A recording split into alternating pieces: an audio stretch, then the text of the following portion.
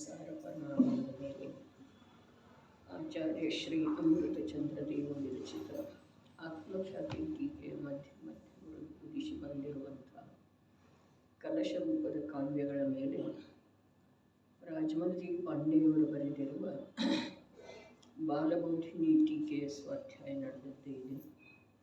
ನಿರ್ಜನ ಅಧಿಕಾರದ 9ನೇ ಕಲಶ. अच्छा स्वयं चरन्तीयधिमा संवेदनव्यक्तयो निष्ठिताखिलभावमण्डलरस प्राभारमता इव यस्याभिन्नरस स एष भगवान् एकोऽप्यनेकीभवन् वल्गत्युत्कलिकाभिरद्भुतनिधि चैतन्यरत्नाकरा.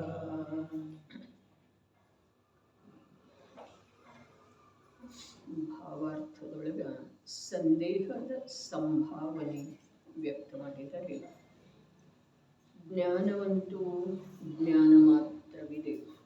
ಇಂಥ ಈ ಮತಿಜ್ಞಾನಾದಿ ಪಂಚಭೇದವು ಏತಕ್ಕಾಗಿ ಇದೆ? ಸಮಾಧಾನವೂ ಹೀಗಿದೆ. ಅವು ಜ್ಞಾನದ ಪರ್ಯಾಯಗಳಿವೆ, ವಿರುದ್ಧವಂತೂ ಏನೂ ಇಲ್ಲ. ಹೀಗೆ ವಸ್ತುವಿನ ಸಹಜತೆ ಇದೆ. ಪರ್ಯಾಯ ಮಾತ್ರದ ವಿಚಾರ ಮಾಡಿದ ಮೇಲೆ ಮತಿ ಮೊದಲಾಗಿ 5 ಭೇದಗಳು ವಿದ್ಯಮಾನವಿವೆ.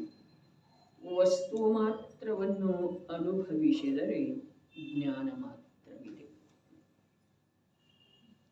ಏನು ಹೇಳಿದರು? ಅಭೇದದ ಸ್ವೀಕಾರ ಭೇದದ ಮೂಲಕ,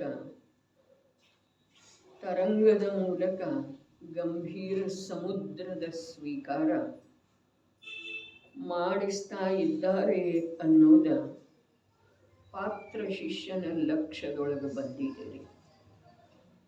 ಅದಕ್ಕೆ ಅವನು ಕೇಳ್ತಾ ಇದ್ದಾನೆ, ಈ ಮತ್ತು ಭೇದಗಳು ಯಾತಕ್ಕೆ ಬೇಕು? ಸಮುದ್ರ ಶಾಂತ ಇದೆ, ಗಂಭೀರ ಇದೆ, ಅಗಾಧ ಇದೆ, ಸಮುದ್ರ ಅಂತೂ ಸಮುದ್ರ ಇದೆ. ಇಷ್ಟು ತಿಳಿದ್ರೆ ಸಾಕಾಗುವುದಿಲ್ಲ. ಮತ್ತು ಅದರಲ್ಲಿ ಅಲೆಗಳ ವಿಕಲ್ಪದ ಪ್ರಸ್ತಾಪ ಯಾವುದರ ಸಲುವಾಗಿ ಮಾಡ್ತಾ ಇದ್ದೀರಿ? ಜ್ಞಾನ ಅಂತೂ ಜ್ಞಾನ ಇದೆ, ಜ್ಞಾನ ಮಾತ್ರ ಇದೆ, ಅದರೊಳಗೆ ಯಾವ ಭೇದನೂ ಇಲ್ಲ. ಹೀಗಿರೋ ವೇಳೆಯದೊಳಗ ಮತಿಜ್ಞಾನ ಮೊದಲಾದ 5 ಭೇದಗಳನ್ನು ಮತ್ತೆ ಅದಕ್ಕೆ ಹೇಳ್ತಾ ಇದ್ದೀರಿ ಅನ್ನುವ ಸಂದೇಹವನ್ನು ಟೀಕಾಕಾರರ ಸ್ವಯಂ ಭಾವಾರ್ಥದೊಳಗೆ ಉದ್ಭವ ಮಾಡಿ ಅದರದ ಸಮಾಧಾನ ಹೇಳ್ತಾ ಹೇಳಿದ್ದಾರೆ. ಪರ್ಯಾಯ ಇಲ್ಲದ ದ್ರವ್ಯ ಗುಣಗಳು ಇರುವುದೇ ಇಲ್ಲ. ಪರ್ಯಾಯದ ಅಭಾವದೊಳಗ ಆ ಅಖಂಡ ದ್ರವ್ಯದ್ದಾಗಲಿ ಒಂದು ನಿರ್ಭೇದ ಜ್ಞಾನದ್ದಾಗಲಿ ಸ್ವೀಕಾರ ಯಾವುದರ ಮೂಲಕ ಮಾಡುವುದ? ವ್ಯಕ್ತ ಪರ್ಯಾಯ ಇದ್ದ ನಂತರನ ದ್ರವ್ಯದ ಮತ್ತು ತ್ರಿಕಾಲಿ ಸದೃಶವಿರುವಂಥ ಗುಣಗಳದ್ದ ದ್ರವ್ಯದ ಜೊತೆಗೆ ಅಭೇದತೆ ಇದೆ ಅನ್ನುವುದರದ ಭಿನ್ನ ಭಿನ್ನ ಪರ್ಯಾಯಗಳ ಮೂಲಕವೇ ಸಿದ್ಧ ಆಗೋ ಸಾಧ್ಯ ಇದೆ. ಬರೇ ಪರ್ಯಾಯದ ಮೂಲಕ ಅಲ್ರಿ. ಅದ್ಭುತ ಮಾತು ಇದೆ. ದ್ರವ್ಯದ ಸಿದ್ಧಿ ದ್ರವ್ಯದೊಳಗೆ ಎಂದೂ ಬದಲಾವಣೆ ಆಗುವುದಿಲ್ಲ ಅನ್ನುವ ಮಾತಿನ ನಿರ್ಣಯ ಯಾವುದರಿಂದ ಆಗೋದ? ದ್ರವ್ಯದ ಸಿದ್ಧಿ ಪರ್ಯಾಯದಿಂದ ಆಗ್ತಿದೆ. ದ್ರವ್ಯದೊಳಗೆ ಎಂದೂ ಬದಲಾವಣೆ ಆಗುವುದಿಲ್ಲ ಅನ್ನುವ ವಿಷಯ ಲಕ್ಷ್ಯದೊಳಗ ಪರ್ಯಾಯಗಳ ಬದಲಾಗುವಿಕೆಯಿಂದ ಆಗ್ತಿದೆ.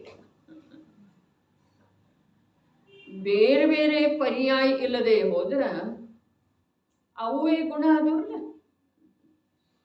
ಒಂದು ಮಾತು, ಬೇರೆ ಬೇರೆ ಪರ್ಯಾಯ ಇಲ್ಲದೆ ಹೋದರೆ ಅದರಿಂದ ವಿಭಿನ್ನ ಸ್ವರೂಪದ ವಿಲಕ್ಷಣ ಸ್ವರೂಪದ ಗುಣದ್ರವ್ಯದ ಪರಿಚಯ ಹೇಗೆ ಮಾಡೋ ಸಾಧ್ಯ?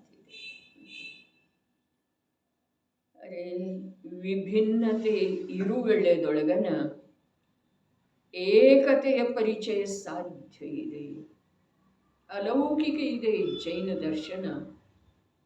ಜೈನ ದರ್ಶನ ಅಲೌಕಿಕ ಇಲ್ಲ, ವಸ್ತು ವ್ಯವಸ್ಥೆ ಅಲೌಕಿಕ ಇದೆ. ಈ ಜೀವ ಲೌಕಿಕದ ಏನೇನೋ ವಿಷಯಗಳನ್ನ ಅವಲೋಕನೆ ಮಾಡ್ತಾ ಅದರೊಳಗೆ ಯಾವ್ಯಾವುದೋ ಪ್ರಕಾರದ ಶ್ರದ್ಧೆ ಮಾಡ್ತಾ ವಸ್ತುವಿನ ಚಮತ್ಕಾರಿ ಸ್ವಭಾವವನ್ನ ತಿಳಿಯುವುದರಲ್ಲಿ ಅಸಮರ್ಥ ಆಗಿ ಕೂತಿದ್ದಾನೆ. ಏನು ಮಾಡುವುದು?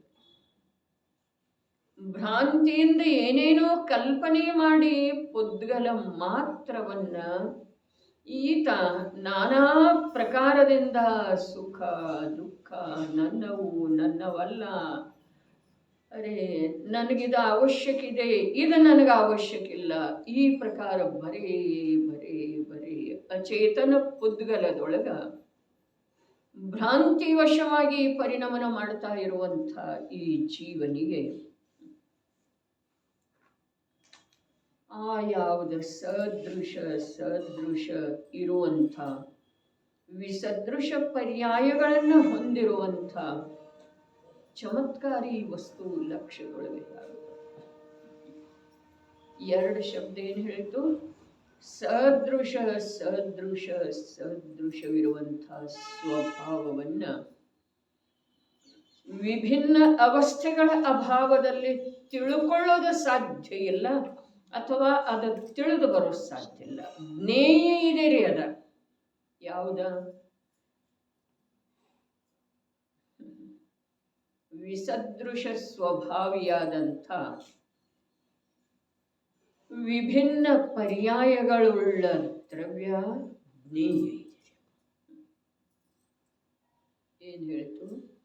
ವಿಸದೃಶ ಸ್ವಭಾವಿಯಾದಂಥ ವಿಭಿನ್ನ ಪರ್ಯಾಯಗಳ ರೂಪದಿಂದ ಪರಿಣಮನ ಮಾಡುವಂಥ ದ್ರವ್ಯ ಸ್ವಯಂ ಜ್ಞೇಯ ಇದೆ ರೀ. ಆ ಜ್ಞೇಯದ ಸ್ವಭಾವ ಹಾಗೆ ಇದ್ದ ಮೇಲೆ ಹಾಗೆ ಪ್ರತಿಪಾದನೆ ಮಾಡಬೇಕಾಗೋದ್ರಲ್ಲ. ಆ ಜ್ಞೇಯದ ಸ್ವಭಾವ ಹಾಗೆ ಇದ್ದ ಮೇಲೆ ಹಾಗೆ ತಿಳಿಬೇಕಾಗೋದ್ರಲ್ಲ. ಏನು ಬಂತಿಲ್ಲಿ ಮತ್ತ? ವಸ್ತುವಿನ ಸ್ವಭಾವ ಹೇಗಿದೆಯೋ ಹಾಗೆ ಪ್ರತಿಪಾದನೆ ಮಾಡೋದು. ಇದು ಜೈನ ದರ್ಶನ ಇದೆ. ಇದು ಸುಖದ ಮಾರ್ಗದಲ್ಲಿ ಹೋಗ್ತಾ ಇರುವಂಥವ್ರದ ಉಪದೇಶದ ಶೈಲಿ ಇದೆ.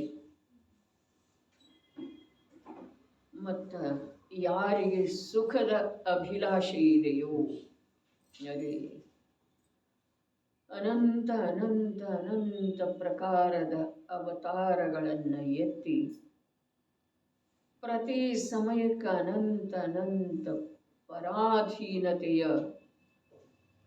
ದುಃಖವನ್ನ ಸಹನೆ ಮಾಡ್ತಾ ಇರುವಂಥ ಈ ಜೀವಕ್ಕ ಒಂದು ವೇಳೆ ಆ ಪರಾಧೀನತೆಯ ಕಷ್ಟ ಎಷ್ಟಿದೆ, ಭಾರ ಎಂಥದ್ದು ಇದೆ. ಅರೆ ಪರಾಧೀನ ಅಂತಂದ್ರ ಅನ್ಯ ಜೀವರುಗಳದ ಮಾತು ಬಿಟ್ಟುಬಿಡೋಣವ್ರೆ. ಪರಾಧೀನ ಅರ್ಥಾತ್ ಶರೀರದ ಅಧೀನ, ಸುಖ ದುಃಖ ಇರುವಿಕೆ, ಸ್ವಸ್ಥ ಅಸ್ವಸ್ಥ ಎಲ್ಲ ಶರೀರದ ಅಧೀನ ಒಂದು ಮಾತು. ಇನ್ನೊಂದ ಇಂದ್ರಿಯ ಜ್ಞಾನಗಳ ಅಧೀನ ಈ ಜೀವದ ಜ್ಞಾನಮಯ ಜೀವನ ಇದೆ ರೀ. ಜ್ಞಾನದ ಜೀವನ ಇಂದ್ರಿಯಗಳ ಅಧೀನ ಇದೆ.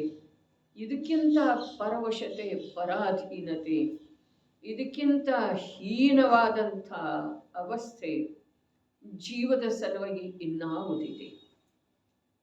ಹಾಗಾದರೆ ಇಂಥ ಪರಾಧೀನತೆಯಿಂದ ಶರೀರ ಮತ್ತು ಇಂದ್ರಿಯಗಳ ಆಶ್ರಿತ ಇರುವಂಥ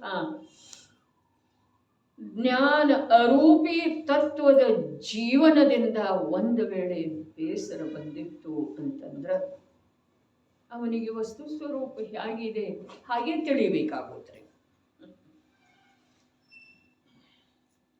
ವಸ್ತು ಹೇಗಿದೆ, ವಿಸದೃಶ ಇರುವಳದೊಳಗೂ ಕೂಡ ವಿಭಿನ್ನ ಪರ್ಯಾಯಗಳ ರೂಪದಿಂದ ಜ್ಞಾತ ಆಗುವಂಥದ್ದಿದೆ, ಜ್ಞೇಯ ಪದಾರ್ಥ ಇದೆ.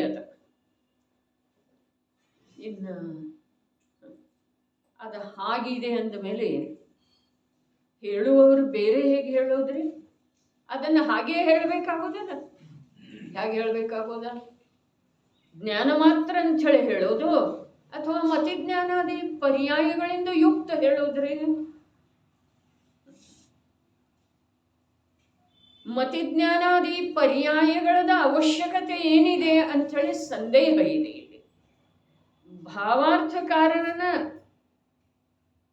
ಈ ಪ್ರಕಾರದ ಸಂದೇಹವನ್ನ ಉದ್ಭವ ಮಾಡಿ ವಸ್ತುವಿನ ಯಾವ ಪರ್ಯಾಯ ಸ್ವಭಾವ ಇದೆಯೋ ವಸ್ತುವಿನದಿದೆ ಅದು ಇಷ್ಟ ಅನಿಷ್ಟ ಇಲ್ಲ. ಯಾವುದ ಪರ್ಯಾಯ ಸ್ವಭಾವ, ಇಷ್ಟ ಅನಿಷ್ಟ ಇಲ್ಲ, ಇರಿಸಿಕೊಳ್ಳುವ ಹೋಗಲಾಡಿಸುವ ಮಾತು ಇಲ್ಲಲ್ಲಿ ಇದೇ. ಅದನ್ನ ತಿಳಿಯುವ ಮಾತಿದೆ. ತಿಳಿಯುವುದರಿಂದ ಏನಾಗ್ತಿದೆ? ತಿಳಿಯುವುದರಿಂದ ಎಲ್ಲ ಆಗ್ತಿದೆ. ಎಲ್ಲ ಏನ ನನ್ನ ನಾಶ ಆಗಬಾರ್ದು ಅನ್ನುವ ಏನು ಅಭಿಪ್ರಾಯ ಇತ್ತಲ್ಲ, ಆ ಅಭಿಪ್ರಾಯದನ್ನು ಪೋಷಣೆ ಆಗ್ತಿದೆ. ನನಗೆ ಸುಖ ಆಗಬೇಕು ಅನ್ನುವ ಅಭಿಪ್ರಾಯ ಏನಿತ್ತಲ್ಲ, ಆ ಅಭಿಪ್ರಾಯದ್ದು ಪೋಷಣೆ ಆಗ್ತದೆ. ಅರ್ಥಾತ್ ತ್ರಿಕಾಲಿ ಸತ್ತಾದ ಸ್ವೀಕಾರದ ಜೊತೆಯಾಗಿ ಅಲ್ಪಜ್ಞ ಅಪೂರ್ಣ ದುಃಖರೂಪದ ಅವಸ್ಥೆ ಹೊರಟು ಹೋಗ್ತಿದೆ ಅನ್ನೋದ್ರದ್ದು ಕೂಡ ಸ್ವೀಕಾರ. ಇನ್ನೇನು ಬೇಕ್ರಿ? ತನ್ನ ಧ್ರುವತೆಯ ನಿರ್ಣಯದ ಜೊತೆಗೆ ತನ್ನ ದುಃಖದ ಅಭಾವ ನಿಶ್ಚಿತ ಇದೆ ಅನ್ನೋದು ತಿಳಿದು ಬರ್ತಂತಾರಲ್ಲ, ತನ್ನ ಶಾಶ್ವತತೆಯ ನಿರ್ಣಯದ ಜೊತೆಗೆ ತನ್ನ ಅಶಾಶ್ವತ ಪರಾಧೀನತೆಯ ಅಭಾವ ಆಗ್ತಿದೆ ಅನ್ನೋದು ತಿಳಿದು ಬಂತರಲ್ಲ. ಅರೆ, ಜೀವನಿಗೆ ಏನನ್ನು ಹಿಡಿಯುವ ಬಿಡುವ ಮಾತು ಇಲ್ಲ. ವಿಶ್ವದ ಪದಾರ್ಥಗಳ ವ್ಯವಸ್ಥೆ ಬಿಡುವ ಹಿಡಿಯುವ ಹಾಗೆ ಇಲ್ಲವೇ ಇಲ್ಲ. ಪ್ರತಿಯೊಂದು ಪದಾರ್ಥ ತನ್ನ ಸ್ವಭಾವದ ಉಲ್ಲಂಘನೆ ಮಾಡದ್ದನ್ನ ನಿರಂತರ ಪರ್ಯಾಯ ರೂಪದಿಂದ ಪರಿಣಮಿಸ್ತಿದೆ. ಬಹಳ ಅಲೌಕಿಕ ಮಹಿಮಾನ್ವಿತ ಬೆಲೆಯುಳ್ಳ ಪ್ರಯೋಜನಭೂತ ಮಾತಿದೆ. ಏನ? ವಿಶ್ವದ ಪ್ರತಿಯೊಂದು ಪದಾರ್ಥ ತನ್ನ ಸ್ವಭಾವದೊಳಗೆ ಇದ್ದುಕೊಂಡ ನಿರಂತರ ಬದಲಾವಣೆ ಆಗ್ತಿದೆ. ನಮ್ದು ವಿಷಯ ಏನು ಪ್ರಾರಂಭ ಆಗಿತ್ತು? ಬದಲಾವಣೆ ಇರುವಂಥ ಪರ್ಯಾಯಗಳದ ಪ್ರಸ್ತಾಪ ಯಾತಕ್ಕೆ ಬೇಕು? ಏಕರೂಪವಿರುವಂಥ ಜ್ಞಾನ ಮಾತ್ರ ಅಂತೇಳಿ ಹೇಳಿದ್ರೆ ಸಾಕಲ್ಲ. ಹಿಡ್ಕೊಳ್ಳೋದಂತೂ ಅದನ್ನೇ ಇದೆಯಲ್ಲ, ಅದನ್ನೇ ನೀವು ಪ್ರಮುಖವಾಗಿ ಹೇಳ್ತಾ ಇದ್ದೀರಲ್ಲ. ಹಾಗಾದ್ರೆ ಮತ್ತೆ ಯಾವುದನ್ನ ಬಿಡುವುದಿದೆ, ಲಕ್ಷ್ಯ ಬಿಟ್ಟು ಕೊಡುವುದಿದೆ, ಯಾವುದು ತಾನಾಗೇ ಆಗ್ತಿದೆ, ಅದರ ಪ್ರಸ್ತಾಪ ಯಾಕೆ? ಅದೇ ಯಾವುದನ್ನ ಹಿಡ್ಕೊಳ್ಳುವುದು ಇದೆಯಲ್ಲ, ಅದು ತಿಳಿದು ಬರುವ ಸಲುವಾಗೇನೆ ಇದರ ಪ್ರಸ್ತಾಪ. ಇದು ಇಲ್ಲದ ಅದು ತಿಳಿದು ಬರುವುದಿಲ್ಲ. ಬದಲಾವಣೆ ಇಲ್ಲದ ಬದಲಾಗದ ಸ್ವಭಾವ ಎಂದೂ ತಿಳಿದು ಬರೋ ಸಾಧ್ಯ ಇಲ್ಲ. ಏನು ಹೇಳಿತು? ಬದಲಾವಣೆ ಇಲ್ಲದೆ ಹೋದರೆ ಬದಲಾಗದೇ ಇರುವಂತಹ ಪದಾರ್ಥದ ಸ್ವಭಾವ ಎಂದು ತಿಳಿದು ಬರೋ ಸಾಧ್ಯ. ಅರೆ, ಅವರು ಹಾಗೆ ಮಾತಾಡ್ತಾರೆ, ಆದ್ರೆ ಅವ್ರದ್ದು ಸ್ವಭಾವ ಹಾಗಿಲ್ಲ. ಅರೆ, ಹಾಗೆ ಭೋಗದೊಳಗೆ ಮುಳುಗಿದ ಸಮ್ಯಕ್ ದೃಷ್ಟಿ ಜೀವ ಆದ್ರೆ ಅವನ ಶ್ರದ್ಧಾಜ್ಞಾನ ಹಾಗಿಲ್ಲ. ಧರ್ಮದ ಪರಿಣತಿಯ ಸಲುವಾಗಿ ಅಧರ್ಮ ರೂಪದ ಪ್ರವೃತ್ತಿಯ ನಿರೂಪಣೆ ಮಾಡೋದು ಅವಶ್ಯಕ ಇದೆ ರೀ. ಧರ್ಮಾತ್ಮನ ಜೀವನದೊಳಗ ಯಾವ ಧರ್ಮದ ಶ್ರದ್ಧೆ ಇದೆ, ಧರ್ಮದ ಸ್ವೀಕಾರ ಇದೆ, ಧರ್ಮ ಇದೆ, ಆ ಧರ್ಮದ ಸಿದ್ಧಿಯನ್ನ ಅಶುದ್ಧ ಪರಿಣಮನದ ಮೂಲಕ ಎಷ್ಟು ಸುಲಭವಾಗಿ ತಿಳಿಸಿಕೊಡ್ಲಿಕ್ಕೆ ಬರ್ತಿದೆಯೋ ಅಷ್ಟು ಸುಲಭವಾಗಿ ಆಗಮದ ಯಾವುದೇ ಶಬ್ದದಿಂದ ತಿಳಿಸಿಕೊಡ್ಲಿಕ್ಕೆ ಬರೋದಿಲ್ಲ. ಮತ್ತು ಆಗಮದೊಳಗ ಅದನ್ನೇ ತಿಳಿಸಿಕೊಡುವಂಥ ಶಬ್ದಾವಳಿಗಳ ಇರ್ತವೆ, ಬೇರೆ ಏನಿರುವುದಿಲ್ರಿ.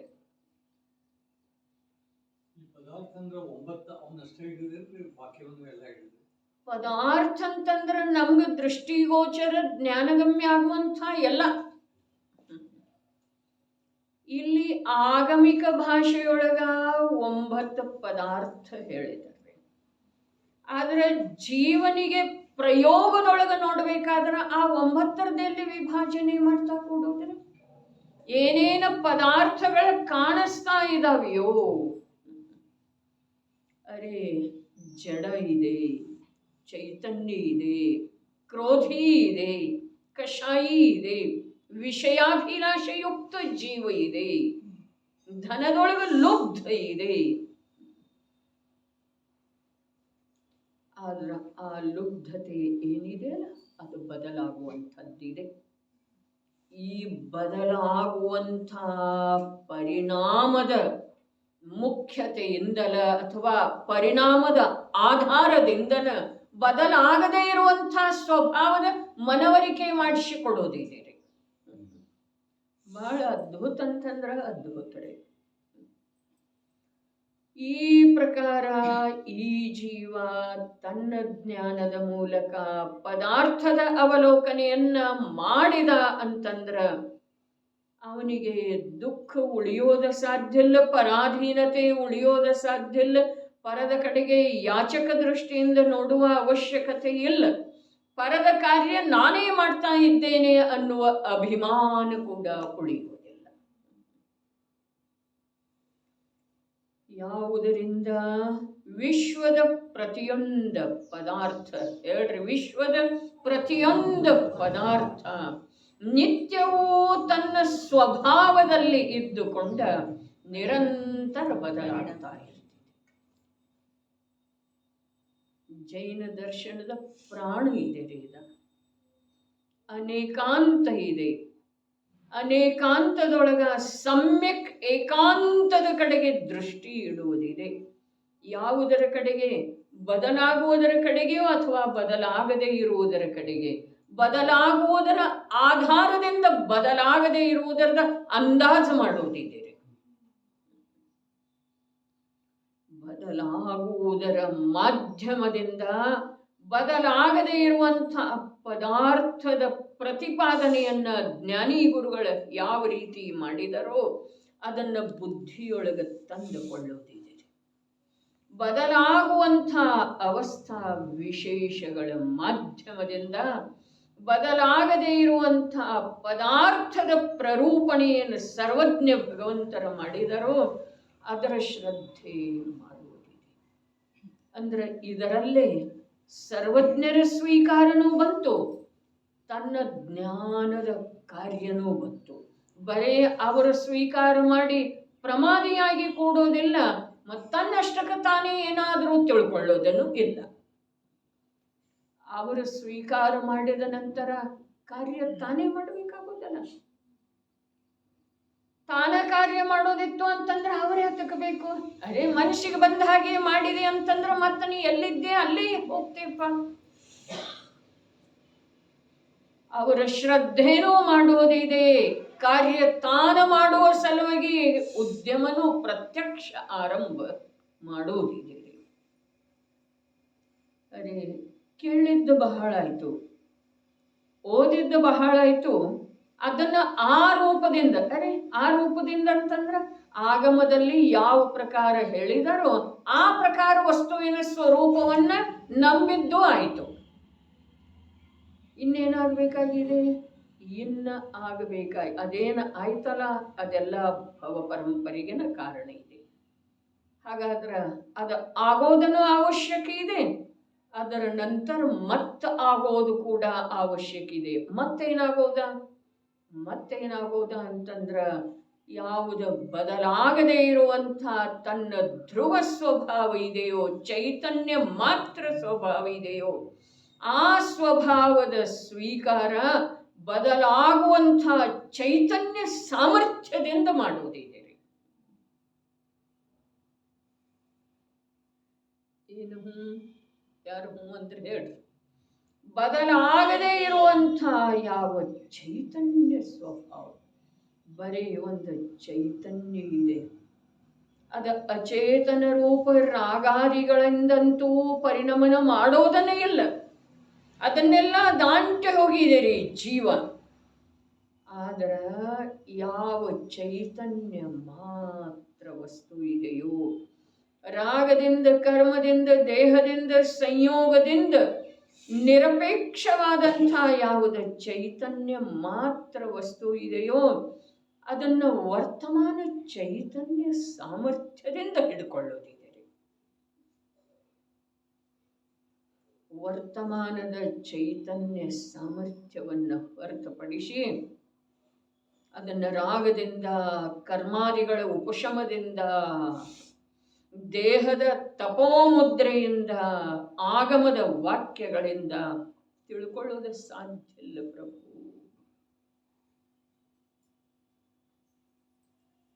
ಅದರ ಮೊದಲ ಅವೆಲ್ಲ ಬೇಕನ್ನರೆ ಇರ್ತಾವನ ಏನ ತಿಳ್ಕೊಳ್ಬೇಕನ್ನುವ ರಾಗ ಇರ್ತೀವಿ ಮೊದಲನೇ. ಆ ತಿಳ್ಕೊಳ್ಬೇಕನ್ನುವಂಥ ಭಾವನ್ರಿ ರಾಗನ್ರಿ, ಆ ಭಾವಕ್ಕೆ ಅನುಕೂಲವಾದಂಥ ಕರ್ಮಾದಿಗಳ ಉಪಶಮ ಇರ್ತಿದೆ. ಆ ಕರ್ಮಾದಿಗಳ ಉಪಶಮದ ಜೊತೆಗೆ ದೇಹದ ಯೋಗ್ಯ ಅವಸ್ಥೆ ಕೂಡ ಇರ್ತಿದೆ. ಕೂಡ್ಬೇಕಲ್ಲ, ಓದ್ಬೇಕು, ಕೇಳ್ಬೇಕು, ದೇಹದ ಅವಸ್ಥೆನೂ ಇರ್ತಿದೆ. ಅದಕ್ಕೆ ಸಂಬಂಧಿಸಿದ ಹಾಗೆ ಸಂಯೋಗಿ ಪದಾರ್ಥಗಳ ಪರಿಣಮನ ಅನುಕೂಲತೆನೂ ಇರ್ತಿದೆ. ಬಹಳಷ್ಟು ಇರ್ತಾವ್ರಿ. ಆದ್ರ ಅಲ್ಲಿ ಕಾರ್ಯ ಯಾವುದು ಮಾಡೋದ? ಅನುಕೂಲ ಸಂಯೋಗ ಅಲ್ಲ, ದೇಹದ ಅವಸ್ಥಾ ವಿಶೇಷ ಅಲ್ಲ, ಕರ್ಮಾದಿಗಳ ಉಪಶಮ ಅಲ್ಲ, ತಿಳ್ಕೊಳ್ಬೇಕನ್ನುವ ರಾಗಲ್ಲ. ಅದರ ಕಾರ್ಯ ಯಾವುದು ಮಾಡೋದ? ಪ್ರಗಟ ಚೈತನ್ಯ ಸಾಮರ್ಥ್ಯ. ಏನನ್ನು ತಿಳ್ಕೊಳ್ತಿದೆ? ಧ್ರುವ ಚೈತನ್ಯ ಮಾತ್ರವಿರುವಂಥ ತನ್ನ ಸ್ವಭಾವವನ್ನು ಅಲ್ಲ, ತನ್ನನ್ನು ತಿಳಿದಿದೆ. ತಾನು ಮತ್ತು ಸ್ವಭಾವ ಬೇರೆ ಇಲ್ಲ, ಸಕ್ಕರೆ ಮತ್ತು ಸ್ವಭಾವ ಬೇರೆ ಇಲ್ಲ, ಸಕ್ಕರೆ ಮತ್ತು ಸಕ್ಕರೆ ಸ್ವಭಾವ ರೂಪ ಸಿಹಿ ಬೇರೆ ಇಲ್ಲ, ನೀರು ಮತ್ತು ನೀರಿನ ಸ್ವಭಾವ ರೂಪ ಶೀತಲತೆ ಬೇರೆ ಇಲ್ಲ. ಅದೇ ಧನ್ಯ ಇದೆ ಈ ಪ್ರಕಾರದ ಶಬ್ದಗಳನ್ನು ಆಲಿಸ್ತಾ ಇರೋದು, ಬುದ್ಧಿಯೊಳಗೆ ತಂದುಕೊಳ್ಳುತ್ತಾ ಇರೋದು. ನನ್ನಲ್ಲೇ ನನಗೆ ಯಾವುದು ಅಪೇಕ್ಷತೆ ಇದೆಯೋ ಅದನ್ನು ಪಡೆದುಕೊಳ್ಳುವ ಎಲ್ಲ ವ್ಯವಸ್ಥೆ ಇದೆ, ಎಲ್ಲ ವ್ಯವಸ್ಥೆ ಇದೆ. ಅದು ಯಾವುದರಿಂದ ತಿಳಿದು ಬಂತೋ ಅದರ ಕುರಿತಾಗಿ ಕೃತಜ್ಞತೆಯ ಭಾವ ಕೂಡ ಇದೆ. ಆದ್ರೆ ಅರೆ ಹಿಂದಕ್ಕೆ ಹೇಳಿದ್ದಿತ್ತು, ಸುಭಾಷಿತಾವಳಿಯೊಳಗೆ ಮಾತು ಬರ್ತಿದೆ, ಜೀವದಲ್ಲಿ ಅನೇಕ ಅನೇಕ ಅನೇಕ ಗುಣಗಳಿದ್ದಾವೆ, ಆದ್ರೆ ಕೃತಜ್ಞತೆ ಅನ್ನೋದು ಒಂದು ಬಹಳ ಮುಖ್ಯ ಗುಣ ಇದೆ ಅಂತ. ಅನೇಕ ಅನೇಕ ಕೇಳಿಸ್ತಿಲ್ಲ, ಅನೇಕ ಅನೇಕ ಒಂದು ಶಬ್ದ ಕೇಳಿ ಕೇಳಿಸ್ತಿಲ್ಲ. ಅನೇಕ ಗುಣ ಇದಾವೆ, ಆದ್ರೆ ಕೃತಜ್ಞತೆ ಅನ್ನುವಂಥ ಗುಣ ಏನಿದೆ ಅದು ಬಹಳ ಮುಖ್ಯ ಇದೆ ಅವನ ಕಾರ್ಯ ಆಗುವ ಸಲುವಾಗಿ. ಅದನ್ನೇ ವ್ಯವಹಾರ ಸಮ್ಯಕ್ ದರ್ಶನ ಅಂಥೇಳಿ ಆಗಮ ಭಾಷೆಯೊಳಗೆ ಹೇಳ್ತಾರೆ. ದೇವಶಾಸ್ತ್ರ ಗುರುಗಳ ಶ್ರದ್ಧೆ ಏನಿದೆ ಅದು ವ್ಯವಹಾರ ಸಮ್ಯಕ್ ದರ್ಶನ. ಅದುವೇ ಏನಿದೆ ರೀ, ಕೃತಜ್ಞತೆ ಎನ್ನುವ ಗುಣ ಇದೆ ರೀ. ಅನೇಕ ಗುಣ ಇದಾವೆ. ಪರೋಪಕಾರಿ ಗುಣ ಇದೆ, ಅನೇಕದವ್ರೆ. ಲೌಕಿಕದ ಅಪೇಕ್ಷಾದಿಂದನೂ ಇದಾವೆ, ಪಾರಲೌಕಿಕ ಆಧ್ಯಾತ್ಮದ ಅಪೇಕ್ಷಾದಿಂದ ಕೂಡ ಇದ್ದಾವೆ. ಆದರೆ ತನ್ನ ಕಾರ್ಯ ಆಗುವ ಸಲುವಾಗಿ ಕೃತಜ್ಞತೆ ಅನ್ನೋದು ಗುಣ ಬಹಳ ದೊಡ್ಡದಿದೆ. ಲೌಕಿಕ ಮತ್ತು ಪಾರಮಾರ್ಥಿಕದೊಳಗ ಕೃತಜ್ಞತೆಯೊಳಗೆ ಏನಂತದ? ಲೌಕಿಕದೊಳಗೆ ಕೃತಜ್ಞತೆ ಇರುವುದರಿಂದ ಅವನಿಗೆ ಯಾವಾಗ ಪ್ರಸಂಗಾದಿಗಳು ಒಂದು ವೇಳೆ ಬಂದು ಅಂತಂದ್ರೆ ಅವನಿಗೆ ಉಪಕಾರ ಮಾಡುವಂಥ ಅಥವಾ ಅವನಿಗೆ ಪ್ರಾಪ್ತ ಆದಂಥ ಕಷ್ಟದಿಂದ ಅವನನ್ನು ಬಿಡಿಸುವಂಥ ಕಾರ್ಯ ಮಾಡ್ತಾನೆ. ಇಲ್ಲಿ ಪಾರಲೌಕಿಕ ಕೃತಜ್ಞತೆಯೊಳಗ ಆ ದೇವಶಾಸ್ತ್ರ ಗುರುಗಳಿಂದ ಯಾವ ತತ್ವ ತಿಳಿದು ಬಂದಿದೆಯಲ್ಲ, ಆ ನಿಜ ತತ್ವದೊಳಗೆ ಉದ್ಯಮ ಮಾಡ್ತಾನೆ. ಅವರಿಗೆ ಮಂದಿರ ಕಟ್ಸೋದ, ಮಂದಿರ ಅವರಿಗೆ ಅಲ್ಲವೇ ಅಲ್ಲದ, ತನಗೇ ಇದೆ ರೀ. ಗ್ರಂಥ ಓದೋದು ಗ್ರಂಥದ ಸಲುವಾಗಿ ಅಲ್ಲ, ಗ್ರಂಥದ ವ್ಯವಸ್ಥೆ ಮಾಡೋದು ಗ್ರಂಥದ ಸಲುವಾಗಿ ಅಲ್ಲ, ತನ್ನ ಸಲುವಾಗಿ. ತಂದೇನ ಅರೆ ಪಾಪದೊಳಗೆ, ಶರೀರದೊಳಗೆ, ಭೋಗದೊಳಗೆ ಯಾವ ಪ್ರವೃತ್ತಿ ಆಗ್ತಿರ್ತಲ್ಲ, ಅದು ಜಿನಾಗಮವನ್ನು ಸ್ವಚ್ಛ ಮಾಡುವುದರೊಳಗ, ಓದುವವರಿಗೆ ತಲುಪಿಸುವುದರೊಳಗ ಪ್ರವೃತ್ತಿ ಮಾಡ್ತಾನೆ.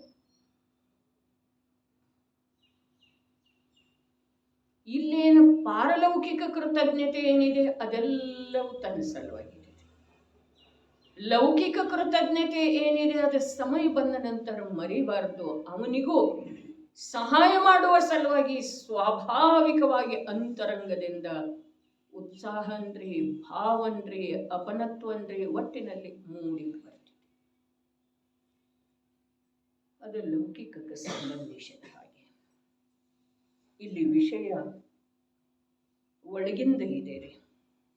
ಏನು ಹೇಳ್ತಾರೆ ನೋಡ್ರಿ, ಜ್ಞಾನವಂತೂ ಜ್ಞಾನ ಮಾತ್ರವಿದೆ. ಇಂಥ ಈ ಮತಿಜ್ಞಾನದ ಪಂಚಭೇದವು ಏತಕ್ಕಾಗಿ ಇದೆ? ಆಗಮದೊಳಗೆ ಯಾವುದರ ಸಲುವಾಗಿ ಇದೆ ಈ ಭೇದ? ಜ್ಞಾನಂತೂ ಜ್ಞಾನ ಇದೆ ಅಲ್ಲ, ಪಂಚಭೇದದ ಮೂಲಕ ಜ್ಞಾನ ಮಾತ್ರವನ್ನೇ ತಿಳಿಸಿಕೊಡೋದ ಅಭಿಪ್ರಾಯ ಇದೆ.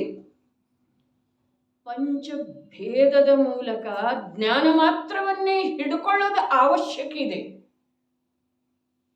ಪ್ರಯೋಜನದ ಪೂರ್ತಿ ಜ್ಞಾನ ಮಾತ್ರದ ಸ್ವೀಕಾರದಿಂದ ಶ್ರದ್ಧೆಯಿಂದ ಆಗ್ತಿದೆಯೇ ವಿನಃ ಪಂಚಭೇದಗಳಿಂದ ಆಗುವುದಿಲ್ಲ.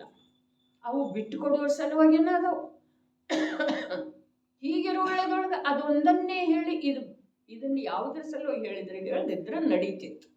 ಇಷ್ಟು ಸಂದೇಹ ಇದೆ. ಉತ್ತರ ಏನು ಹೇಳ್ತಾರೆ? ಅವು ಜ್ಞಾನದ ಪರ್ಯಾಯಗಳಿವೆ. ವಿರುದ್ಧವಂತೂ ಏನೂ ಇಲ್ಲ,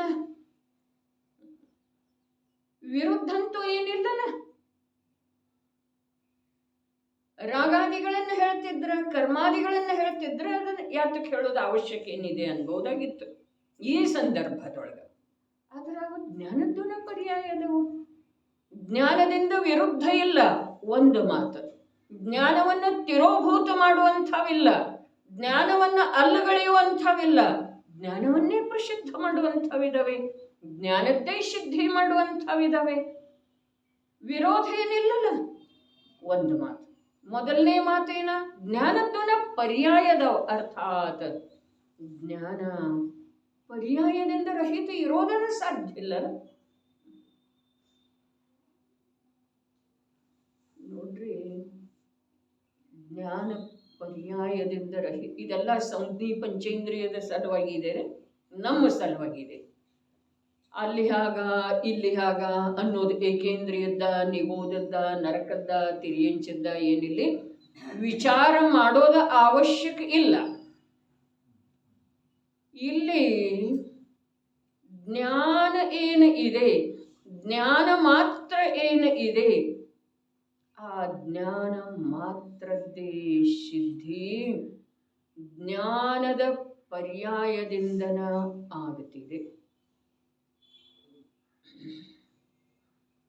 ಯಾವ್ಯಾವುದ್ರದ ಸಿದ್ಧಿ ಆಗ್ತಿದೆ? ಮತಿಜ್ಞಾನ, ನಮ್ಮಲ್ಲೇ ಶ್ರುತಜ್ಞಾನ, ಮತಿಜ್ಞಾನ, ಶ್ರುತಜ್ಞಾನ ಇದೆ ರೀ. ಮತಿ ಶ್ರುತಜ್ಞಾನದ ಪರ್ಯಾಯ ಇದೆ. ಆ ಮತಿಶ್ರುತ ಜ್ಞಾನದ ಪರ್ಯಾಯ ಜ್ಞಾನದ್ದೇ ಇದೆ ಅಂದ ನಂತರನ ಕೇವಲ ಜ್ಞಾನದ ಪರ್ಯಾಯದ್ದು ಸಿದ್ಧಿಯಾಗ್ತಿದೆ. ಇನ್ನು ಇದ ಪರ್ಯಾಯ ಭೇದ ಇದೆ, ಅಂಶ ಇದೆ ಅಂಥೇಳಿ ಹೇಳುವುದರಿಂದ ಆ ಪರ್ಯಾಯ ಯಾರ್ದಿದೆಯಲ್ಲ ಆ ಜ್ಞಾನದ್ದು ಅರ್ಥಾತ್ ಅಂಶಿದ್ದನು ಶ್ರದ್ಧೆಯಾಗ್ತಿದೆ. ಅರೆ ನಮ್ಮ ಜೈನ ದರ್ಶನದ ಅಭ್ಯಾಸವು ಜ್ಞಾನಿಗಳೇನಿದ್ದಾರಲ್ಲ ಅವರು ಯಾವಾಗಲೂ ಒಂದು ಕಲ್ಲು ಎಸೆದ 2 ಅಥವಾ 4 ಹಣ್ಣು ಕೆಡಗುತ್ತಾರೆ. ನಿರರ್ಥಕಂತೂ ಇಲ್ಲ, ಆದ್ರೆ ಒಂದು ಕಲ್ಲಿಗೆ ಒಂದೇ ಹಣ್ಣು ಬೀಳುವ ಹಾಗೆ ಕೂಡ ಅವ್ರದ್ದು ಚಾತುರ್ಯ ಇಲ್ಲ. 2, 4 ಅನೇಕ ಹಣ್ಣುಗಳನ್ನು ಕೆಡಗುತ್ತಾರೆ. ಆದ್ರೆ ಆ ಹಣ್ಣುಗಳು ನಮ್ಮ ಬುಟ್ಟಿಯೊಳಗೆ ಬಂದು ಬೀಳ್ಬೇಕ್ರಿ. ಅದಕ್ಕೆ ನಾವು ಪ್ರಯತ್ನ ಮಾಡ್ಬೇಕನ್ನ ಅವ್ರು ಮಾಡ್ತಾರೆ. ನಾವೇ ಅಲ್ಲಿ ಬುಟ್ಟಿ ಹಿಡಿಬೇಕಲ್ಲ, ಅಲ್ಲಿ ಹೋಗಬೇಕಲ್ಲ. ಅರ್ಥಾತ್ ಜ್ಞಾನಿಗಳೇ ಯಾವ ವಿಷಯವನ್ನ ಹೇಳ್ತಾ ಇದ್ದಾರೆ ಆ ಜ್ಞಾನಿಗಳ ಆಂತರ್ಯದೊಳಗೆ ಏನು ನಡೀತಾ ಇದೆ ಆ ವಿಷಯದ ಹತ್ರ ಜ್ಞಾನಿಯ ಅಂತರಂಗದ ಸಮೀಪ ಹೋಗುದ ವಿನಃ ನಮಗ ಆ ವಿಷಯದೊಳಗಿರುವಂಥ ಸ್ವಾರಸ್ಯ ಪ್ರಾಪ್ತ ಆಗುವುದಿಲ್ಲ, ಆ ವಿಷಯದೊಳಗಿರುವಂಥ ಪ್ರಯೋಜನ ಪ್ರಾಪ್ತ ಆಗುವುದಿಲ್ಲ. ಅವು ಜ್ಞಾನದ ಪರ್ಯಾಯನ ಅದಾವು. ಯಾವ ಮತಿ ಜ್ಞಾನಾದಿಗಳ ಅಂದ್ರೆ ಈ ಮಾತಿನೊಳಗೆ ಏನು ಹೇಳಿದರು? ಅರೇ ನೀ ಜ್ಞಾನ ಹಿಡ್ಕೊಳ್ಬೇಕಾದ್ರೆ ಪರ್ಯಾಯ ಬರೋದಲ್ಲ. ಪರ್ಯಾಯ ರಹಿತ ಜ್ಞಾನ ಇರುವುದಿಲ್ಲ. ಹಿಡ್ಕೊಳ್ಳುವ ಮಾತು ಇದು ದೃಷ್ಟಿ ಪ್ರಧಾನ ಗ್ರಂಥ ಇದೆ. ದೃಷ್ಟಿಯ ವಿಷಯ ಏನಿದೆ? ದೃಷ್ಟಿಯ ವಿಷಯ ಜ್ಞಾನ ಮಾತ್ರ ವಸ್ತು ಇದೆ. ಜ್ಞಾನದ ವಿಷಯ ಏನಿದೆ? ಆ ಜ್ಞಾನ ಮಾತ್ರ ವಸ್ತುವಿನ ಈ ಪ್ರಕಾರದ ಪರ್ಯಾಯಗಳು ಕೂಡ ಇರೋವನ ಇದು ಜ್ಞಾನದ ವಿಷಯ. ಜ್ಞಾನದೊಳಗ ಎರಡೂ ಬರ್ಲಿಕ್ಕೆ ಬೇಕು. ಶ್ರದ್ಧೆಯೊಳಗ ಒಂದರ ಕಡೆನ ದೃಷ್ಟಿ ಇರಲಿಕ್ಕೆ. ಇದಕ್ಕ ಅರ್ಜುನನಿಗೆ ದ್ರೋಣಾಚಾರ್ಯರ ಅದೇನು ಗುರಿ ಸಾಧಿಸುವ ಮಾತನ್ನು ಕಲಿಸ್ತಾ ಇದ್ರಲ್ಲ ಆ ವೇಳೆದೊಳಗ ಮೊದಲು ವೃಕ್ಷದ್ದು ಪರಿಚಯ ಮಾಡಿಸಿದ್ದಾರೆ, ಮಾಮರದ್ದ. ಅದರ ವಿಸ್ತಾರವಾದಂಥ ಟೊಂಗೆಗಳನ್ನು ದೃಷ್ಟಿಯೊಳಗೆ ಅರ್ಥಾತ್ ಜ್ಞಾನದೊಳಗೆ ತಂದು ಅದರಲ್ಲಿ ತಮಗೆ ಯಾವುದು ನೋಡೋದಿದೆ ಆ ಒಂದು ವಿಶಿಷ್ಟ ಚಿಕ್ಕ ಟೊಂಗೆಯನ್ನ, ಅದಕ್ಕೆ ತಗಲಿರುವಂಥ ಹಣ್ಣಿನ ಗೊಂಚಲವನ್ನ, ಅದರಲ್ಲೇ ಇರುವಂಥ ಒಂದು ವಿಶಿಷ್ಟ ವರ್ಣಕ್ಕೆ ಪ್ರಾಪ್ತ ಆಗಿರುವಂಥ ಒಂದು ವಿಶಿಷ್ಟ ಹಣ್ಣನ್ನ ಇವು ಎಲ್ಲ ಅವನ ಜ್ಞಾನದೊಳಗೆ ತಂದು ಕೊಟ್ಟರು ಅಥವಾ ಇಲ್ರಿ? ಅವ ಎಲ್ಲವನ್ನೂ ಜ್ಞಾನದೊಳಗೆ ತಗೊಂಡು ಅಥವಾ ಇಲ್ರಿ? ಯಾಕನ್ನೋದು ಹೇಳ್ರಿ ಇವಾಗ.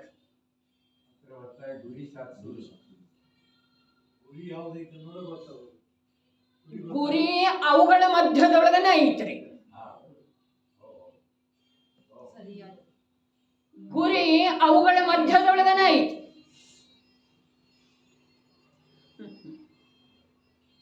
ಹಾಗಾದ್ರೆ ಅವುಗಳದ್ದು ಪರಿಚಯ ಇರೋದು ಅವಶ್ಯಕ ಇದೆ. ಪರಿಚಯ ಇರೋದು ಅವಶ್ಯಕ ಇದೆ. ಅದರ ಪರಿಚಯ ಮಾಡಿಕೊಂಡ ನಂತರ ಗುರಿಯ ಕಡೆಗೆ ಸಾಗೋದು ಕೂಡ ಅವಶ್ಯಕ ಇದೆ. ಅದಕ್ಕಿಂತಲೂ ಅವಶ್ಯಕ ಇದೆ. ಗುರಿಯ ಕಡೆಗೆ ಹೋಗಲಿಲ್ಲ, ಅರೆ ಇದನ್ನೂ ಹೇಳಿದಾರ ಗುರುಗಳು, ಇದನ್ನೂ ಹೇಳಿದಾರ, ಈ ಟೊಂಗೆಯನ್ನು ಹೇಳಿದಾರ, ಅರೆ 5 ಮಾವಿನ ಹಣ್ಣಿನ ಗೊಂಚಲವನ್ನ ಹೇಳಿದಾರ. 5 ಭಾವದವರೇ ಇಲ್ಲಿ 5 ಮಾವಿನ ಹಣ್ಣಿನ ಗೊಂಚಲವನ್ನು ಹೇಳಿದ್ದಾರೆ. ಆದರೆ ಒಂದು ಅದರೊಳಗೆ ಕೊಳತದ್ದು ಇದೆ. ಇನ್ನು 4 ದಿವಸಲೇ ಪಕ್ವಾಗುವಂಥದ್ದಿದೆ.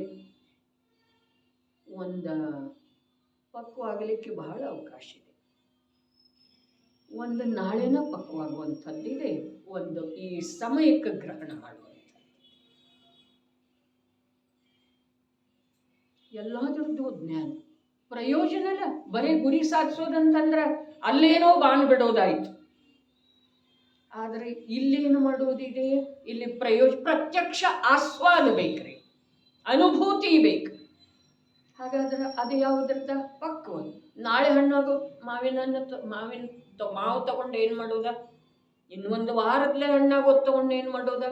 ಮತ್ತೊಂದು ಇದೆ, ಅದು ಇನ್ನೂ ಚಿಕ್ಕದೇ ಇದೆ ರೀ, ಅದು ಇನ್ನೂ ದೊಡ್ಡದೇ ಆಗಿಲ್ಲ. ಹಾಗಾದ್ರೆ ಈ 5 ಪರ್ಯಾಯದೊಳಗ ಯಾವುದಿದೆ? ಒಂದಿದೆ ನಾಳೆ ಹಣ್ಣಾಗುವಂಥದ್ದು ಅರ್ಥ, ಒಂದು ಕೊಳತಿದೆ, ಅದೇನಿದೆ ಅದು ಮತಿಜ್ಞಾನದ ಪರ್ಯಾಯ ಇದೆ. ಈ ಸಮಯಕ್ಕೆ ಉಪಯೋಗಕ್ಕೆ ಬರುವಂಥದ್ದಿದೆ, ಅದು ಶ್ರುತಜ್ಞಾನದ ಪರ್ಯಾಯ ಇದೆ. ಮತ್ತು ಅವಧಿ ಮನಃ ಪರ್ಯಾಯ, ಅವು ಎರಡದ ಒಂದು ವಾರದ ನಂತರ ಮತ್ತು ಇನ್ನೂ ಚಿಕ್ಕದಾಗಿದೆ ಅದು. ಕೇವಲ ಜ್ಞಾನಿ ಎಲ್ಲಿದೆ? ಕೇವಲ ಜ್ಞಾನಿ ಆ ರಸದ ಆಸ್ವಾದದೊಳಗೆ ಕೇವಲ ಜ್ಞಾನನೂ ಇದೆ, ಮತ್ತು ಕೇವಲ ಜ್ಞಾನದ ಅನಂತ ಪರ್ಯಾಯಗಳನ್ನು ಹೊಂದಿರುವಂಥ ಜ್ಞಾನ ಮಾತ್ರ ಸ್ವಭಾವನೂ ಇದೆ. ಅರೆ ಒಂದು ರಸದೊಳಗೆ, ಆಸ್ವಾದದೊಳಗೆ, ಒಂದು ಸಮಯದ, ಈಗ ನೋಡ್ರಿ ಮತ್ತದನ್ನೆಲ್ಲ ಅಭೇದ ಮಾಡೋದು. ಯಾವುದು ಮತಿಜ್ಞಾನ ಇದೆಯೋ ಅದುವೇ ಶ್ರುತಜ್ಞಾನದ ಕಾರಣ ಇದೆ. ಯಾವುದು ಮತಿಶ್ರುತ ಜ್ಞಾನ ರೂಪದಿಂದ ಪ್ರಗಟ ಇದೆ ಮತ್ತು ಸ್ವಭಾವದ ಸ್ವೀಕಾರ ಮಾಡಿದೆಯೋ ಅದುವೇ ಒಂದು ವೇಳೆ ಅವಧಿ ಮನಃ ಪರ್ಯಾಯ ಜ್ಞಾನಗಳ ಶಕ್ತಿಯಿಂದ ಯುಕ್ತ ಇದೆ. ಮತ್ತು ಅದುವೇ ಅದರದೇ ಆಧಾರದಿಂದ ಯಾವ ಶ್ರುತಜ್ಞಾನ ಸ್ವಭಾವದಾಶ್ರಯ ಮಾಡಿದೆಯಲ್ಲ, ಅದರದೇ ಆಧಾರದಿಂದ ಕೇವಲ ಜ್ಞಾನದ ಅನುಭವ ಆಗುವುದಿದೆ. ಸರಿ, ಇವೆಲ್ಲವನ್ನು ತಿಳ್ಕೊಳ್ಳೋದು ಅವಶ್ಯಕ. ಜೀವನಾದಿ ಕಾಲದಿಂದ ನಿಗೋಧದಲ್ಲಿ ಇದ್ದ ಅಂಥೇಳಿ ತಿಳ್ಕೊಳ್ಳೋದು ಅವಶ್ಯಕ. ನಾನು ನಿಗೋಧದಲ್ಲಿ ಇದ್ದೆ. ಕ್ಷುದ್ರ ಭವ, ಲಬ್ಧ ಪರ್ಯಾಪ್ತಕ ಭವ, ಕ್ಷುದ್ರ ಭವ. ಹರೇ ಅನಂತ ಕಾಲದೊಳಗ ಅನಂತ ಅನಂತ ಅನಂತ ಬಾರಿ ಪಡೆದಿದ್ದಾರೆ. ಮಹಾಪ್ರಯತ್ನದಿಂದ ಅಥವಾ ಮಹಾಭಾಗ್ಯದಿಂದ ತ್ರಸ ಪರ್ಯಾಯ ಪಡೆದಂತಾಯಿತು. ಅಲ್ಲಿಂದ ಉತ್ತರೋತ್ತರ ಉನ್ನತಿ ಆಗ್ತಾ ಆಗ್ತಾ ಅಸಂಜ್ಞಿ ಪಂಚೇಂದ್ರಿಯ ಸಂಜ್ಞಿ ಪಂಚೇಂದ್ರಿಯರು ಕೂಡ ಮನುಷ್ಯ ಜನ್ಮ, ಮನುಷ್ಯನಲ್ಲಿ ಕೂಡ ಪರ್ಯಾಪ್ತದಲ್ಲಿ ಕೂಡ ಜೈನ ಕುಲೋತ್ಪನ್ನನಲ್ಲಿ ಕೂಡ ಜಿನದೇವರ ಪ್ರತ್ಯಕ್ಷ ಸ್ವರೂಪವನ್ನು ತಿಳಿದುಕೊಳ್ಳುವ, ನೋಡುವ ಅವಕಾಶ. ಅದರಲ್ಲೇ ಕೂಡ ಆ ಜಿನೇಂದ್ರ ಪ್ರಭು ನನ್ನ ಅನಾದಿ ಕಾಲದಿಂದ ಇಷ್ಟೆಲ್ಲ ದುಃಖಕ್ಕ, ಪರಾಧೀನತೆಗೆ ಕಾರಣವಿರುವಂಥ ನನ್ನ ಅಜ್ಞಾನವನ್ನು ಹೋಗಲಾಡಿಸುವ ಉಪಾಯ ಇದು. ಎಲ್ಲವನ್ನೂ ತಿಳ್ಕೊಂಡ ನಂತರನ ಆ ಅಜ್ಞಾನವನ್ನು ಹೋಗಲಾಡಿಸುವ ಉಪಾಯ ನಿಜವಾಗಿ ಇವ ಆಶ್ರಯ ಮಾಡಬಹುದು ಆ ಉಪಾಯದ, ಮತ್ತು ಆ ಉಪಾಯದಲ್ಲಿ ಯಶಸ್ವಿಯಾಗಬಹುದು. ಅದೆಲ್ಲ ತಿಳ್ಕೊಳ್ಳಿಲ್ಲ ಅಂತಂದ್ರೆ ಇಲ್ಲಿ ಹಂಗೆ ಪ್ರಯತ್ನ ಮಾಡೋದು ಸಾಧ್ಯ ಇಲ್ಲ. ಎಲ್ಲಿಂದ ಬಂದಿದ್ದೇನೆ, ಯಾರು ನಾನೆಲ್ಲಿಂದ ಬಂದೆಮೆ, ನನ್ನ ರೂಪವು ಏನಿದೆ, ನಾನು ಯಾರು? ಚೈತನ್ಯ ಸ್ವರೂಪದ ಆತ್ಮ. ಎಲ್ಲಿಂದ ಬಂದೆ? ಅರೇ 70,000 80,000ಕ್ಕ 10 ಗ್ರಾಮ ಚಿನ್ನದ ಬೆಲೆ ಎಲ್ಲಿತ್ತದ? ಎಲ್ಲಿ? ಗಣಿಯೊಳಗ ಕಲ್ಮಶದ ಜೊತೆಗಿತ್ತು. ಅದನ್ನು ತಿಳ್ಕೊಳ್ಳೋದೇನು ಅವಶ್ಯಕ ಇದೆ? ನಮಗೆ ಅನ್ನಿಸಿದ್ರೂ ಕೂಡ ಅದನ್ನೇ ನಾವು ಮಾಡೋ ಸಾಧ್ಯ ಇಲ್ಲ ಅಂಥೇಳಿ ಅನ್ನಿಸಿದ್ರೂ ಕೂಡ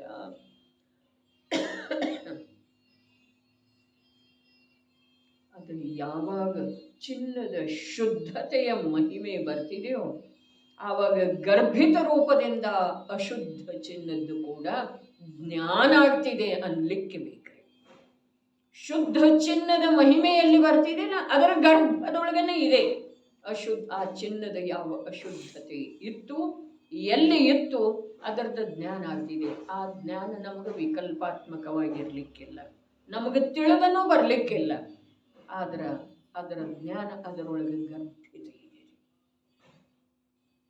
ಅದೇ ಪ್ರಕಾರ ಇಲ್ಲೇನು ಪ್ರಯತ್ನ ನಾನು ಮಾಡಿಲ್ಲ ಇಲ್ಲಿ ಬರಬೇಕಾದ್ರೆ, ಆದ್ರೆ ಅಲ್ಲಿಂದ ಇಲ್ಲಿ ಬರೋದ ಎಷ್ಟು ದುಸ್ಸಾಧ್ಯ ಇದೆ ಅನ್ನೋದು ಲಕ್ಷ್ಯದೊಳಗೆ ಬಂತು ಅಂತಂದ್ರೆ ಇಲ್ಲಿ ಯಾವ ಕಾರ್ಯ ಮಾಡೋದಿದೆ ಆ ಕಾರ್ಯದ ಕಡೆಗೆ ಇವನಲ್ಲಿ ರುಚಿ ನಿರ್ಮಾಣ ಆಗುವುದು. ಆ ರುಚಿಯ ಮೂಲಕ ಇವನಲ್ಲಿ ಪುರುಷಾರ್ಥ ಜಾಗೃತ ಆಗ್ಬಹುದ್ರಿ. ಮತ್ತು ಆ ಪುರುಷಾರ್ಥದಿಂದ ಇವನಿಗೆ ಪ್ರತ್ಯಕ್ಷ ಪದಾರ್ಥದ ಆಸ್ವಾದ ಬರಬಹುದಾಗಿದೆ. ಅದು ಏನಿದಾವ 5 ಭೇದ ಜ್ಞಾನದ್ದುನ ಪರ್ಯಾಯದವು, ವಿರುದ್ಧಂತೂ ಏನೂ ಇಲ್ಲ. ನೋಡ್ರಿ, ಜ್ಞಾನದ ಪರ್ಯಾಯ ಇದಾವೆ ಅಂಥೇಳಿ ಹೇಳಿ 2 ಮಾತಿನ ಸಿದ್ಧಿ ಮಾಡಿದರೆ ಏನ? ಜ್ಞಾನ ಒಂದಲ್ಲ ಒಂದು ಪರ್ಯಾಯದಿಂದ ರಹಿತ ಇರೋದು ಸಾಧ್ಯ ಇಲ್ಲ. ಆ ಪರ್ಯಾಯ ಜ್ಞಾನದ್ದನ ಸಿದ್ಧಿ ಮಾಡ್ತಿದೆ. ಇದು ಅಸ್ಥಿ ರೂಪದಿಂದ.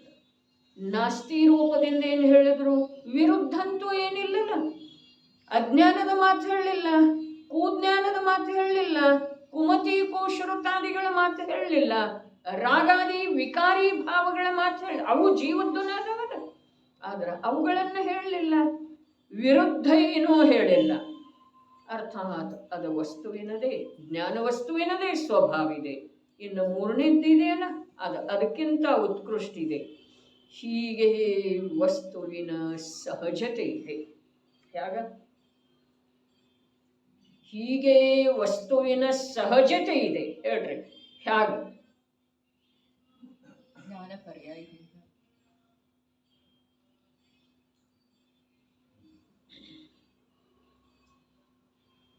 ಹೀಗೆ ವಸ್ತುವಿನ ಸಹಜತೆ ಇದೆ. ಹೀಗೆ ಅಂದ್ರೆ ಹೇಗೆ? ಹೌದ್ರಿ, ಆತ್ಮಂದು ಖರೆ. ಹೀಗೆ ಅಂದ್ರೆ ಹೇಗ?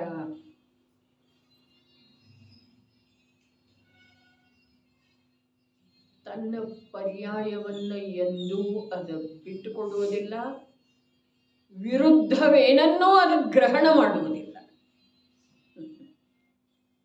ತನ್ನ ಸ್ವಭಾವವನ್ನು ಅಂಶ ಅಂತ ಹೇಳಿ ಹೇಳಿದಾರಲ್ಲ, ತನ್ನ ಸ್ವಭಾವದ ತ್ಯಾಗ ಮಾಡುವುದಿಲ್ಲ, ಅದರಿಂದ ವಿರುದ್ಧದ ಗ್ರಹಣ ಎಂದೂ ಮಾಡುವುದಿಲ್ಲ. ಇನ್ನು ಇದರಲ್ಲೇ ಹೀಗಿದೆ, ಚೈತನ್ಯ ಪರ್ಯಾಯದಿಂದ ಯುಕ್ತ ಇರ್ತಿದೆ, ಚೇತನ ಅಚೇತನ ರೂಪ ಎಂದೂ ಆಗುವುದಿಲ್ಲ. ಅದೇ ತಿಳಿತಾ ಹೋಗೋದಿದೆ, ಇಳೀತಾ ಹೋಗೋದಿದೆ, ಶ್ರದ್ಧೆ ಮಾಡ್ತಾ ಹೋಗೋದಿದೆ. ಇಳಿಯೋದರ್ಥಾತ್ ಶ್ರದ್ಧೆ ಮಾಡ್ತಾ ಹೋಗೋದಿದೆ. ಆ ಶ್ರದ್ಧೆಯ ಬಲದಿಂದ ಯಾವಾಗ ಪರ್ಯಾಪ್ತ ಶ್ರದ್ಧೆ ಆಗ್ತಿದೆಯೋ ಆವಾಗ ತಾನಾಗೆ ನಿರಾಕುಲ ಶಾಂತಿಯ ಅನುಭವ ಆಗ್ತಿದೆ. ಅದರ ಸಲುವಾಗಿ ಮತ್ತೇನೂ ಮಾಡಬೇಕಾಗಿಲ್ಲ. ತಿಳಿಯುವುದಿದೆ, ಶ್ರದ್ಧೆ ಮಾಡ್ತಾ ಹೋಗೋದಿದೆ. ಆ ಶ್ರದ್ಧೆ ಯಾವಾಗ ಪರಿಪೂರ್ಣ ಆಗ್ತಿದೆಯೋ, ಪರ್ಯಾಪ್ತ ಆಗ್ತಿದೆಯೋ ಆವಾಗ ಶಾಂತಿ, ಸುಖ, ನಿರಾಕುಲತೆ, ಇಂದ್ರಿಯಗಳ ಅವಲಂಬನೆ ಬಿಟ್ಟು ಹೋಗಿ ನಿರಾಕುಲತೆಯ ಅನುಭವ.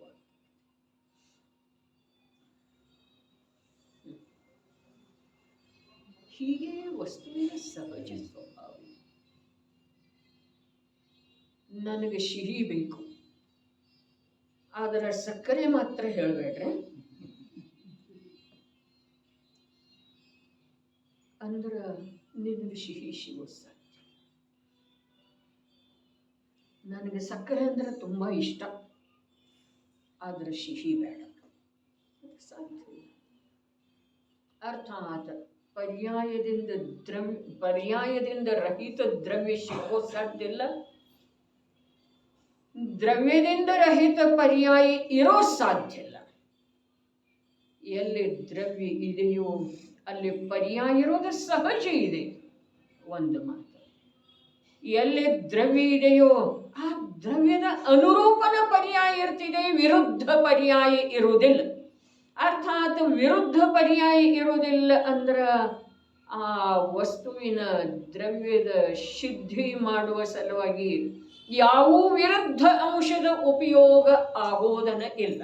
ಇದು ಒಂದು ಮಾತಿದೆ ರೀ. ಅಲ್ಲಿ ವಿರುದ್ಧಾಂಶ ಏನ ಈಗ ಹೇಳ್ತಾನ, ರಾಗ, ಕರ್ಮ, ಶರೀರ, ಸಂಯೋಗ, ದೇವಶಾಸ್ತ್ರ ಗುರು, ಅವೆಲ್ಲ ನನ್ನ ಜ್ಞಾನದ ಪರ್ಯಾಯದಿಂದ ವಿರುದ್ಧದವು, ಬೇರೆ ಅದವು. ಸ್ವಲ್ಪ ಕಠೋರ ಇದೆ, ಸಿಹಿ ಇರುವುದಿಲ್ಲರಿ ಸತ್ಯ. ಯಾವಾಗೂ ಸಿಹಿ ಕಠೋರ ಇರ್ತಿದೆ, ಕಟು ಇರ್ತಿದೆ. ಸತ್ಯ ಸಿಹಿ, ಸತ್ಯ ಕಟು ಇರ್ತಿದೆ, ಕಠೋರ ಇರ್ತಿದೆ. ಆದ್ರೆ ಅದರ ಫಲ ಮಹಾನ್ ಆಹ್ಲಾದಕಾರಕ. ಏನು ಹೇಳಿತು? ವಿರುದ್ಧವಂತೂ ಇಲ್ಲ ಅಂದ್ರೆ ಇದರಲ್ಲಿ ಗರ್ಭಿತೆ ಏನಿದೆ? ರಾಗ ಇದೆ, ಅದು ವಿರುದ್ಧ ಇದೆ. ಕರ್ಮ ಇದೆ, ಅದು ವಿರುದ್ಧ ಇದೆ. ಶರೀರ ಇದೆ, ಅದು ವಿರುದ್ಧ ಇದೆ. ಸಂಯೋಗ ಇದೆ, ಅದು ವಿರುದ್ಧ ಇದೆ. ನಿಂದಲ್ಲ, ನಿನ್ನ ಜ್ಞಾನ ಅಲ್ಲ ಅದ. ಎಂಥ ಅದ್ಭುತ ಮಾತ್ರ. ಸಹಜ ಸ್ವರೂಪ ಹೀಗೆ ಇದೆ ನೋಡಪ್ಪ. ಅದನ್ನು ಸಹಜವಾಗಿ ನೀನು ಸ್ವೀಕಾರ ಮಾಡಿದಿ ಅಂತಂದ್ರ ನಿನ್ನನ್ನು ಆ ಸಹಜತೆಯ ಮೂಲಕ ಸಿಗುವಂಥ ಶಾಂತಿಯಿಂದ ಬೇರ್ಪಡಿಸುವಂಥ ಸಾಮರ್ಥ್ಯ ವಿಶ್ವದ ಯಾವ ಪದಾರ್ಥದೊಳಗೆ. ಅರೆ ಪದಾರ್ಥಗಳೆಲ್ಲ 9 ಅಲ್ರಿ, ಪದಾರ್ಥಗಳೆಲ್ಲ, ವಿಶ್ವದ ಪದಾರ್ಥಗಳೆಲ್ಲ ಪರಮ ಪ್ರಾಮಾಣಿಕಿದ್ದಾವೆ. ಕರ್ಮ ನಮ್ಮದು ಅತ್ಯಂತ ಪ್ರಾಮಾಣಿಕ ಇದೆ. ಕರ್ಮ ಅತ್ಯಂತ ಪ್ರಾಮಾಣಿಕ ಇದೆ. ನಾವು ಮಾಡಿಲ್ಲ, ನಾವು ಆ ಜಾತಿದ್ದ ಮಾಡಿಲ್ಲ, ನಮಗೆ ಆ ಜಾತಿದ್ದ ಫಲ ಕೊಡ್ತಿದೆ, ಹೀಗೆಂದು ಸಾಧ್ಯ. ಕರ್ಮ ಅತ್ಯಂತ ಪ್ರಾಮಾಣಿಕ ಇದೆ. ರಾಗ ಅತ್ಯಂತ ಪ್ರಾಮಾಣಿಕ ಇದೆ. ದ್ವೇಷ ಅತ್ಯಂತ ಪ್ರಾಮಾಣಿಕ ಇದೆ. ಆಗ ನಿನ್ನ ಜ್ಞಾನದ ದೃಷ್ಟಿಯೊಳಗ ಯಾವ ಪದಾರ್ಥವನ್ನು ಹೇಗೆ ನೀನು ನೋಡ್ತೀಯೋ ಹಾಗೆಲ್ಲ ರಾಗ ಅಥವಾ ದ್ವೇಷ ಆಗೋದು ಮತ್ತು ಆಗೋದು. ಅದಕ್ಕೆ ವೈರಾಗ್ಯ ವೃಷ್ಟಿಯೊಳಗೆ ಒಂದು ವಚನ ಬರ್ತಿದೆ, ಓದ್ಬೇಕ್ರಿ. ವೈರಾಗ್ಯ ವೃಷ್ಟಿ, ವೃಷ್ಟಿ ಆಗ್ತಿದೆ ತಮ್ಮ ಮೇಲೆ. ಯಾವುದರ್ದ? ವೈರಾಗ್ಯದ. ವೈರಾಗ್ಯ ಆದ್ರೆ ಹೇಗ ಎಲ್ಲ ಇದೆಲ್ಲ ಮತ್ತೆ ಇದನ್ನು ಭೋಗ್ಸಾವ್ರೆ ಅದ. ಅದೇ ವೈರಾಗ್ಯ ಏನಿದೆ, ಆ ವೈರಾಗ್ಯ ಜ್ಞಾನವನ್ನು ಬಲಪಡಿಸ್ತಿದೆ. ಜ್ಞಾನವನ್ನು ಸಶಕ್ತ, ಜ್ಞಾನಕ್ಕೆ ಟಾನಿಕ್ ಯಾವ್ದ ಅಂತಂದ್ರೆ ವೈರಾಗ್ಯ. ವೈರಾಗ್ಯ ಇಲ್ಲ ಅಂತಂದ್ರೆ ಜ್ಞಾನದ್ದೇನು ಉಪಯೋಗನ ಆಗೋದಿಲ್ಲ. ಅದು ದುರ್ಬಲ. ಹೀಗೆ ಕೇಳ್ತಿದೆ, ಹೀಗೆ ಬಿಡ್ತಿದೆ, ಹೀಗೆ ತಿಳಿತಿದೆ, ತಿಳಿದ ಹಾಗೆ ಅನ್ನಿಸ್ತಿದೆ, ತಿಳಿದಿರೋದೇ ಇಲ್ಲ. ಆ ವೈರಾಗ್ಯ ವೃಷ್ಟಿಯೊಳಗೆ ಬಂದಿದೆ ಒಂದು ಮಾತು. ಏನ? ಜಗತ್ತಿನಲ್ಲಿ ಎಲ್ಲವೂ ಪ್ರಾಮಾಣಿಕ, ನೀನೊಬ್ಬನೇ ಅಪ್ರಾಮಾಣಿಕನಿರು. ನೀನೊಬ್ಬನೇ ಅಪ್ರಾಮಾಣಿಕ. ಇದನ್ನು ಹೇಗೆ ನೋಡ್ತಾ ಇದ್ದೇನೆ ನಾನು? ಇದನ್ನು, ಈ ದೇಹವನ್ನು, ಈ ವಸ್ತ್ರವನ್ನು, ಈ ಚಿನ್ನವನ್ನು ಹೇಗೆ ನೋಡ್ತಾ ಇದ್ದೇನೆ? ಆಗಿದೆ ಅಂದ್ರೆ ಅದ ಹೇಗೆ ನೋಡ್ತಾ ಇದ್ದೇನೆ? ಆ ನೋಡುವಿಕೆ ನನ್ನ ಅಪ್ರಾಮಾಣಿಕತೆ ಇದೆಯೋ ಅಥವಾ ಪ್ರಾಮಾಣಿಕತೆ ಇದೆಯೋ? ಅಪ್ರಾಮಾಣಿಕತೆ ಇದೆ. ಹಾಗಾದ್ರೆ ವಿಶ್ವದೊಳಗೆ ಯಾವ ಪದಾರ್ಥದೊಳಗೆ ಅಪ್ರಾಮಾಣಿಕತೆ ಇಲ್ಲ, ಎಲ್ಲವೂ ಪ್ರಾಮಾಣಿಕ. ಆಳವಾಗಿ ವಿಚಾರ ಮಾಡಬೇಕಾಗ್ತಿದೆ. ಏನು ಆಗ್ತಾ ಇದೆ? ಅದು ಯೋಗ್ಯನ ಆಗ್ತಾ ಇದೆ? ನಮಗೆ ಮನಸ್ಸು ಇರಲಿಲ್ಲ, ಅದು ನಿನ್ನ ಅಪ್ರಾಮಾಣಿಕತೆ ಇದೆ. ನನಗೆ ಕಲ್ಪನಾ ಇರಲಿಲ್ಲ, ನಿನ್ನ ಅಪ್ರಾಮಾಣಿಕತೆ. ಏನಾರ ಇದರೊಳಗೊಂದು ರೋಗ ಆಗ್ತಿದೆ ಅಂಥೇಳಿ ನನಗೇನು ಕಲ್ಪನಾ ಇರಲಿಲ್ಲ. ಇದು ಅನ್ಯಾಯ ಇದೆ. ಪ್ರತಿಯೊಬ್ಬ ಜೀವನಿಗೆ ತನ್ನ ಮನಸ್ಸಿನ ವಿರುದ್ಧ ಏನೇನು ಕಾರ್ಯ ನಡೀತಾವಲ್ಲ ಅವೆಲ್ಲ ಅನ್ಯಾಯ ಅನ್ನಿಸ್ತವ್ರೆ. ನ್ಯಾಯ ಅಲ್ಲವು, ನ್ಯಾಯಸಮ್ಮತ ಅಲ್ಲ. ಅದು ಅನ್ನಿಸುವಿಕೆ ಏನಿದೆ ಅಲ್ಲ ಇದು ಅಪ್ರಾಮಾಣಿಕತೆ. ಮತ್ತು ಪದಾರ್ಥಗಳ ಕುರಿತಾಗಿ ಯಾವಾಗಲೂ ಏನಿಲ್ಲ ಅಂದ್ರೆ ಅನ್ನಿಸ್ತಾನೆ ಇರ್ತಿದೆ ನಮಗೆ. ಅಂದ್ರೆ ಅದೇನಿದೆ ನಮ್ಮ ಅಪ್ರಾಮಾಣಿಕತೆ. ನೀನೊಬ್ಬನೇ ಅಪ್ರಾಮಾಣಿಕನಿರುವೆ. ವಿಶ್ವದ ಪದಾರ್ಥಗಳೆಲ್ಲ ಪ್ರಾಮಾಣಿಕ. ಪ್ರತಿಯೊಂದರ ಮೇಲೆ ಘಟಿಸಿ ನೋಡೋದ್ರಿ ಅದನ್ನು. ಯಾಕೆ ನಾವು ಈಗ ಇಲ್ಲಿ ತನಕ ಏನು ಇರಲಿಲ್ಲ, ಮೇಲೆ ಬರುವೊಳಗೆ ಸರಿಯಾಗಿ ಬಂದಿದ್ನಲ್ಲ, ಈಗ ಯಾಕೆ ನೋಯ್ತಾ ಇದೆ? ಹಾಗೆ ವಿಚಾರ ಮಾಡೋದು ನನ್ನ ಅಪ್ರಾಮಾಣಿಕತೆ ಇದೆ. ಹಾಗಾದರೆ ಏನು ಮಾಡೋದು? ಅದೇ ನೋವಿದೆ, ಅದು ನನ್ನ ಜ್ಞಾನದ ಜ್ಞೇಯ ಇದೆ. ಎಷ್ಟು ಸುಖ, ಎಷ್ಟು ನಿರ್ಭಾರ. ಅರೆ ವಸ್ತು ವ್ಯವಸ್ಥೆಯನ್ನು ಸ್ವೀಕಾರ ಮಾಡಿದ ನಂತರ ನಿರ್ಭಾರ ನಿರ್ಭಾರ ನಿರ್ಭಾರ. ಎಲ್ಲಿ ಭಾರ ಇಲ್ಲವೋ ಅಲ್ಲಿ ದುಃಖ ಇಲ್ಲವೇ ಇಲ್ಲ. ರೈಲ್ವೆ ನಿಲ್ದಾಣದ ಮೇಲೆ ಅದು ಬರೆದಿರ್ತಾರಲ್ಲ, ಎಷ್ಟು ಲಗೇಜ್ ಕಮ್ಮಿ ಅಷ್ಟು ಪ್ರಯಾಣ ಸುಖಕರ ಅಂತ ಹೇಳಿ. ಹಾಗಾದ್ರೆ ಅದೇ ಪ್ರಕಾರ ಇಲ್ಲಿದೆ, ನಾವು ಪ್ರಯಾಣಿಕರನ್ನ ಆದವರಲ್ಲೇ. ಎಲ್ಲಿಂದ ಎಲ್ಲಿಗೆ ಪ್ರಯಾಣ? ನಿಗೋಧದಿಂದ ಮೋಕ್ಷದವರೆಗೆ. ಮತ್ತು ಕಾಲು ಕೈ ನೋಯ್ತಾ ಇದ್ದವು, ಸೋತು ಹೋದೆವು, ಬರದ ಕಡೆಗೆ ಎಷ್ಟು ಲಕ್ಷ ಹಾಕಿದೆವು ಅಷ್ಟು ಮೋಕ್ಷದ ಕಡೆಗೆ ಪ್ರಯಾಣ ಆಗೋದೇನು? ಮತ್ತು ಆ ಕಡೆ ಈ ಕಡೆ ಸುತ್ತಾಡಿ ಕಾನನದೊಳಗನ ಸಿಕ್ಕೊಳ್ಳೋದಾಗೋದ್ರಿ, ಕಾನನದ ಮಾರ್ಗದೊಳಗನ ಮೋಸ ಹೋಗೋದಾಗೋದ್ರಿ. ಅಲ್ಲಿ ಭಿಲ್ಲರು ಇರೋರು, ಕ್ರೂರ ಮೃಗಗಳಿರೋ, ವಿಷ ಜಂತುಗಳಿದಾವ, ಇರೋ ಆಹಾರ ಪಾನೀಯ ಸಿಗೋವಿಲ್ಲ. ಏನಾಯ್ತು ಅಂಥೇಳಿ ಕೇಳುವವರಿಲ್ಲ, ಹೀಗೆ ಹೋಗು ಅಂಥೇಳಿ ಹೇಳುವವರಿಲ್ಲ. ಅಂಥ ಘೋರ ಕಾನನದೊಳಗೆ ಸಿಕ್ಕಾಕೊಳ್ಳೋದಾಗ್ತಿದೆ. ಅದಕ್ಕೆ ನನ್ನ ಗುರಿ ಬೇಕಲ್ಲಿ. ಎಲ್ಲಿ? ಗುರಿಯಲ್ಲಿ ಮೋಕ್ಷದ ಕಡೆಗೆ. ಆ ಗುರಿ ಇತ್ತು ಅಂತಂದ್ರೆ ಪಥಭ್ರಷ್ಟ ಆಗೋದು ಸಾಧ್ಯ ಇಲ್ಲ. ಆ ಪ್ರಕಾರ ನಾವೆಲ್ಲರೂ ಪಥದೊಳಗೆ ಸ್ಥಿರ ಆಗೋದು ಅನ್ನುವ ಮಂಗಲ ಭಾವ.